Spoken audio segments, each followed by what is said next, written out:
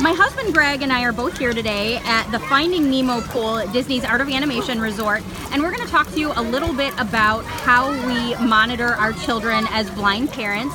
Greg is totally blind, and I have a small amount of sight in my right eye, but we use non-visual techniques to monitor our kids when we are at the pool. Our daughter Josephine is 10 months old, and Leo is 4. So Greg, why don't you talk a little bit about how you monitor Leo and how you monitor Josephine? I found something that is underwater too. Oh, Leo's finding lots of things underwater today. Okay, Greg, can you talk to us a little bit about how you monitor Leo and how you monitor Josephine?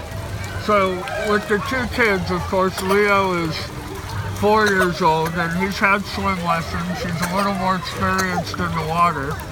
So he does get a little bit more freedom. Communication is the key with him. You know, he's very good about coming and checking in with us, letting us know what he's doing, as long as he responds when we call his name and we know what he's doing at all times. So for example, we'll demonstrate this. Leo is, you know, a few yards away, swimming around. Leo! All right, so I call Leo, he knows to say what. You know, obviously sometimes you have to call his name a few times because he might be swimming underwater, but he knows that at the pool he always has to be in a place where he can hear us call his name. And he knows that if he's not, then we're just gonna get out and we're gonna leave the pool because he's not being safe. So it's really just about setting boundaries and expectations and saying, okay, if you are not within shouting distance and we call your name and you don't answer, you're done.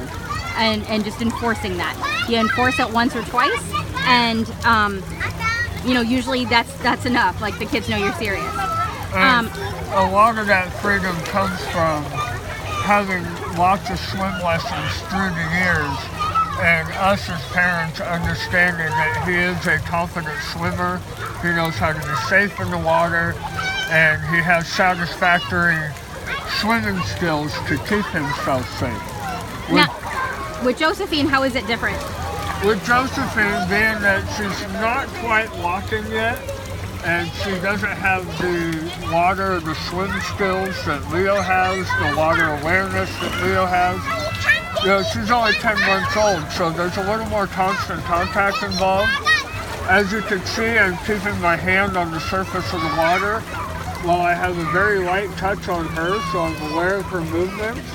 But I could also tell where my hand is in relation to her body. And we should say that right now, Leo's we're in a zero depth entry pool, so we're with Josephine in a pretty shallow section, and actually Leo's joining us, where Leo goes off and swims in a deeper section. And at this point, I've given him direction that he's not allowed to go in deeper than his neck at this point, so he knows that he can't go in deeper than his neck and that he has to stay there. So I'm sorry, go ahead, Greg.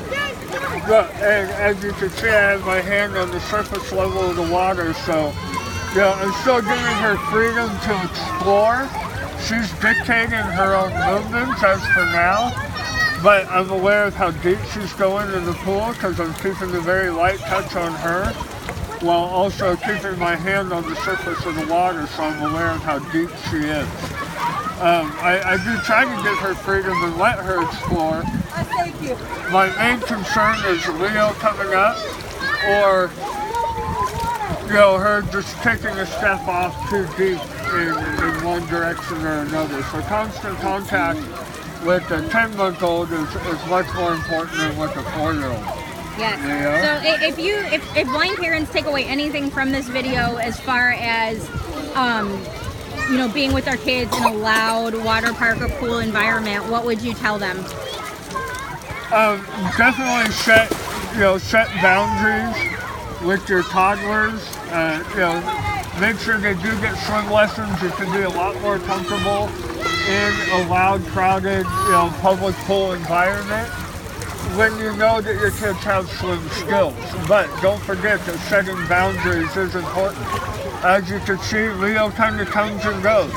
He does have a lot of freedom, a lot of independence in the pool. Leo? See, Leo? Okay, so as you can see, Leo went in deeper. He's now probably about to his neck, but I call his name, he answers. It doesn't have to be the politest answer, it just has to be an answer. And I would agree with Greg. I would say those are my two big things. Teach your kids how to swim as young as possible, and then, you know, maintain expectations and boundaries. All right.